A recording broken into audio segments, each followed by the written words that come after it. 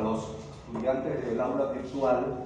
Hoy vamos a ver unas aplicaciones a los ciclos termodinámicos que ya hemos estudiado teóricamente algunas cosas en el día de ayer. Hoy el primer problema va a ser estimar la eficiencia de un ciclo de Carnot que se ilustra aquí, en un diagrama PV. Aquí se muestra la temperatura, la presión y la temperatura del punto 1, la presión y temperatura del punto 2, la presión del punto 1 es 6 atmósferas, la presión del punto 2 es 4 atmósferas y la temperatura de esa isoterma es 990 Kelvin.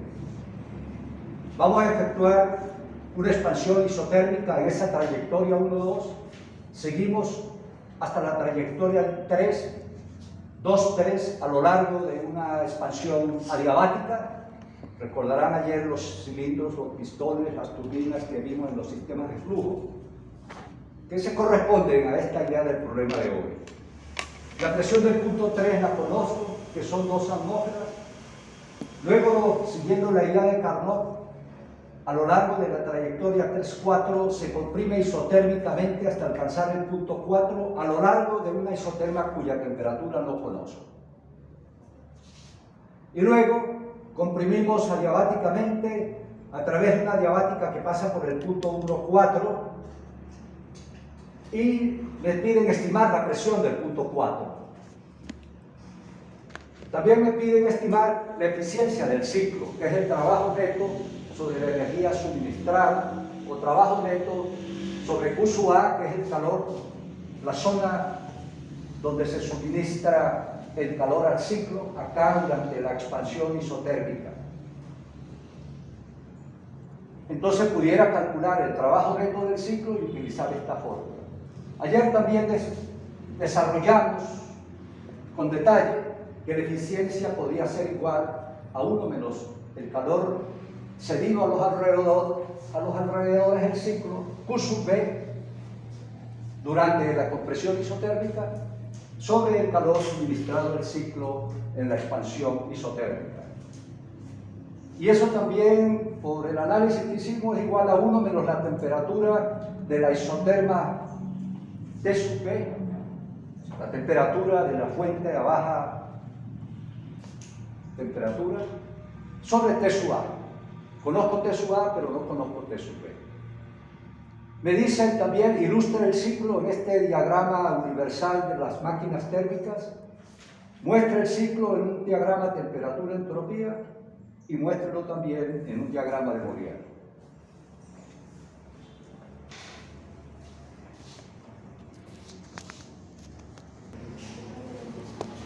Entonces, para poder encontrar las incógnitas que me están solicitando en el problema, yo puedo recordar que la trayectoria 2-3 está dada por una línea adiabática cuyas relaciones entre las temperaturas están gobernadas por esta ecuación que demostramos hace aproximadamente 3 semanas. Como conozco la presión P sub 3 y la presión P sub 2 y la temperatura T sub 2, siguiendo esta ecuación, encuentro que T sub 3, o sea, la temperatura de la fuente a baja temperatura, T sub 3 igual a T sub B, es 750.28 Kelvin. Entonces ya tengo la temperatura de esta isoterma donde ocurre la comprensión isotérmica del ciclo. Igualmente, el punto 1 y 4 se mueven a lo largo de una adiabática cuya ecuación es la misma que acabo de escribir. Conozco D sub 1, D sub 4, P sub 1, despejo P sub 4 y da 3 atmósferas. Entonces ya tengo los puntos del ciclo que me están pidiendo, los puntos a lo largo de las trayectorias que atraviesa el ciclo. Ya puedo ir llenando este dibujito que me dijeron al principio, que hiciera el diagrama general de T sub A, la fuente a alta temperatura, está a 990 Kelvin, y T sub B, que es la fuente a baja temperatura, está a 750.28 Kelvin. podemos entonces reilustrar y recordar que lo que me está diciendo esto es que este ciclo de Carnot está recibiendo calor de una fuente que está a 990 Kelvin, un cierto calor Q-A. En la máquina, atravesando ese proceso que dibujamos allá esquemáticamente, va a realizar un trabajo neto y va a botar una cierta cantidad de calor a una fuente fría, que está a 750.28. Vamos ahora a calcular Q-A, Q-B. Por otro lado, ya tengo también la temperatura T-B y T-A. Puedo calcular la eficiencia del ciclo de una vez, que es otra de las variables que me están pidiendo. Y acá, entonces, utilizando que 1 menos la eficiencia es 1 menos T-A sobre T-B, sustituyendo esa eficiencia de ese ciclo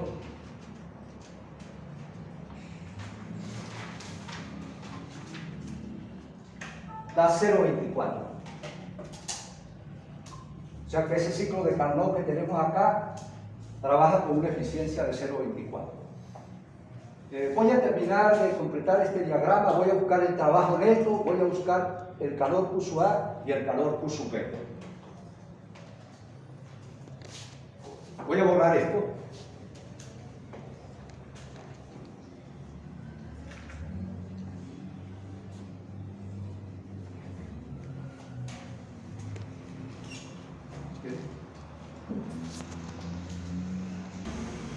Para continuar con la solución del problema, como ya tengo todos los puntos a través de los cuales el ciclo corre, simplemente pues aplico las ecuaciones que hemos desarrollado aquí para un gas ideal, para una que ya hemos conocido, que son esta ecuación para la trayectoria 1,2, que es una trayectoria isotérmica, calor 1,2 menos trabajo 1,2, delta de 1,2, que es B por T2 menos T1, esto lo hemos hecho muchas veces, igual 0 porque es isotérmico.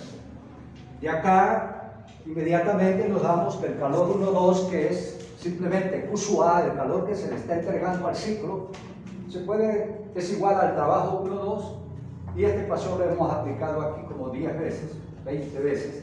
NR T-A neperiano de B2 sobre B1, que es NR T-A neperiano de B1 sobre B2. Conozco P1, conozco P2, T-A, según los cálculos que tenemos, conozco R y asumo una base de 1 gramo mol por minuto circulando a través del ciclo. O sea, tenemos 1 gramo mol de un gas ideal, 1 gramo mol de la sustancia trabajo, que es un gas ideal monoatómico en nuestro caso. Sustituyendo allí, eso nos da 790,60 calorías. Ese es este calor que estoy suministrando aquí a la máquina. De la misma manera nos vamos a la trayectoria 2,3 a lo largo de la adiabática 2,3, aplicamos la primera ley para el sistema que tenemos y eso nos da que el trabajo 2,3, utilizando esta fórmula, calor 0, W2,3 igual a delta de U2,3, SD por T3 menos T2. Sustituyendo los números que tenemos, esto nos da 714,49 calorías. O sea, en esa expansión se hace esa cantidad de trabajo. Luego seguimos, nos metemos en la trayectoria 3,4, que es la compresión isotérmica. Aplico la misma fórmula que utilicé en la trayectoria 1,2, que es calor 3,4 menos W3,4 igual a delta de U3,4 igual a CT4 menos T3 igual 0. Hago el cálculo y ese trabajo 3,4 utilizando esa fórmula que es similar a la 1 por las variables correspondientes, le dan unos 604,47. Finalmente, nos vamos a la trayectoria que nos falta, la trayectoria 4,1, una compresión adiabática. Utilizo una fórmula análoga a la trayectoria 2,3 y nos queda que el trabajo 4,1 SD por T1 menos T4. Aplico los datos y encontramos que esto nos da menos 714,49. Para seguir acá con el dibujito generalizado, con la información que tengo, encontré que Q sub B es igual menos 604.47 calorías, que es el calor que este ciclo, que durante el proceso cíclico estoy lanzando a los alrededores. Para llenar este formulario, esta figura generalizada que tenemos aquí, este esquema, vamos a buscar trabajo neto. También quisiera decirle, ya que ustedes me imagino que lo han intuido, como conozco T sub B, T sub A y conozco Q sub A, también pude haber calculado Q sub B por la fórmula de eficiencia, que era lo mismo.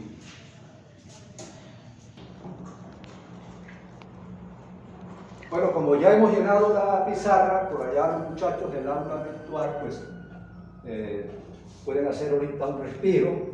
Voy a borrar todo esto para seguir trabajando y concluir. Pero lo que voy a hacer ahora es sumar todos estos trabajos para calcular el trabajo neto. También demostrar que pudiera haberlo calculado el trabajo neto a través de esta fórmula, que es el trabajo neto del ciclo, que ayer lo demostramos, Q sub A menos Q sub B. Estos calores ya los conozco y divido entre, efectúo esta expresión. También la puedo calcular por esto, también la puedo calcular por esto y me debe dar lo mismo. Entonces voy a borrar esto, voy a sumar todos estos trabajos y voy a poner allá el resultado final.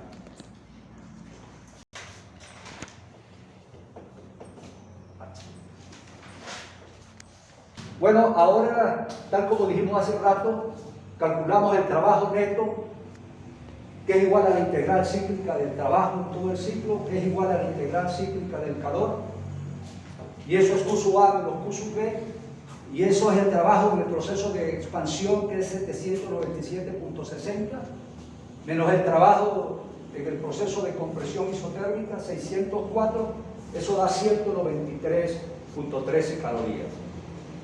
Como conozco el trabajo neto y el calor suministrado en el ciclo, la eficiencia me da 0,24. También lo puedo demostrar con estas fórmulas porque conozco Q sub B, Q sub A, conozco T sub B y T sub A, eso me da 0,24. Para complementar aquí la información en el diagrama simplificado, coloco aquí el trabajo neto que es igual a 193.13. Ahora vamos a ver el ciclo en un diagrama temperatura-entropía. Voy a borrar un poco esto, vamos a hacer un balance entrópico para ver cómo se ve el diagrama TS. La otra cosa interesante a los estudiantes del aula es hacer el diagrama de temperatura-entropía. Para eso hacemos un balance de entropía en cada una de las trayectorias al estilo de lo que han hecho hace varios días acá. Y encontramos que el cambio de entropía entre el punto 1 y el punto 2 es igual a 0.8. Crece la entropía del punto 1 al punto 2, estazo de una isoterma 990 Kelvin. La única manera de que ese proceso ocurra así es que debe irse a lo largo de una línea recta en esta dirección. Haciendo un balance de entropía en la trayectoria 2-3 en un sistema diabático reversible con un gas ideal, llegamos a que S2 es igual a S3 utilizando el balance rutinario que hemos manejado aquí. Por lo tanto, ese punto S2 debe ser igual a S3, está también sobre una línea. Y como vamos a una zona de baja temperatura, debemos alcanzar esta línea donde tenemos la temperatura de 750.28. Luego buscamos el cambio de entropía en la zona 3-4, pero ese cambio lo calculamos y da menos 0.8, que es igual al cambio de la expansión, pero en sentido negativo. En otras palabras, 3-4 en el proceso del diagrama TS tiene esta orientación. Igualmente, el proceso 4.1 es adiabático reversible sin generación de entropía, debe estar sobre una línea recta. De manera análoga, el diagrama de Molière está representa esta forma porque el cambio de entalpía es CP/T, entonces 0.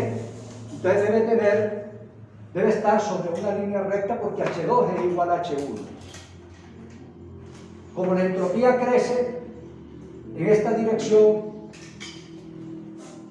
podemos calcular, conocemos la entropía del punto 3, 2 y 3, que son estos mismos esquemas de acá.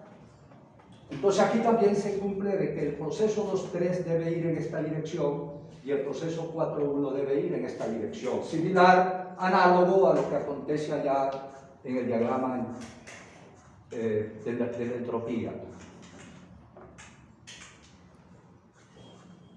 Como el cambio entálpico también es a lo largo de 3, 4 es 0, debe estar sobre la misma línea.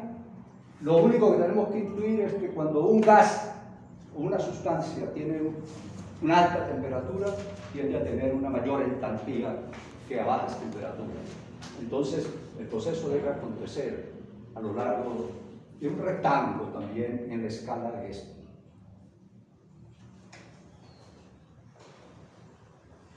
Ahora uno se preguntaría aquí, como para complementar todo, ¿cuánto vale el delta S del universo de ese proceso?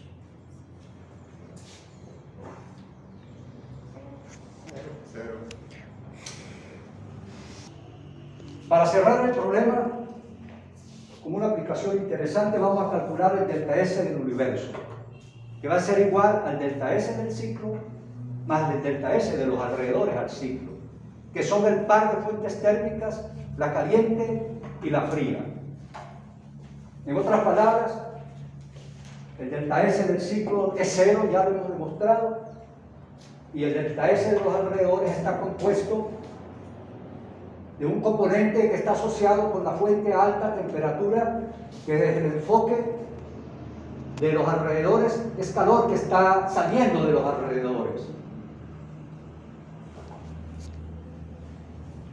Y el otro componente es la fuente fría, que desde su enfoque es un calor que le está entrando a los alrededores que de la fuente, o a la fuente fría como tal, valga la redundancia. Cuando incorporamos los signos correspondientes, este término Q sub A sobre T sub A de los alrededores es menos 797.60 entre 990 Kelvin. Y este término del enfoque de los alrededores es 604.47 entre 750.28. Cuando manejamos esa suma algebraica, nos da 0 el impacto de los alrededores, 0 del sistema, delta S del universo es 0, como habíamos presumido quizás, si todo eso fuera de la forma como lo estamos planteando. Bueno, este es un buen ejemplo.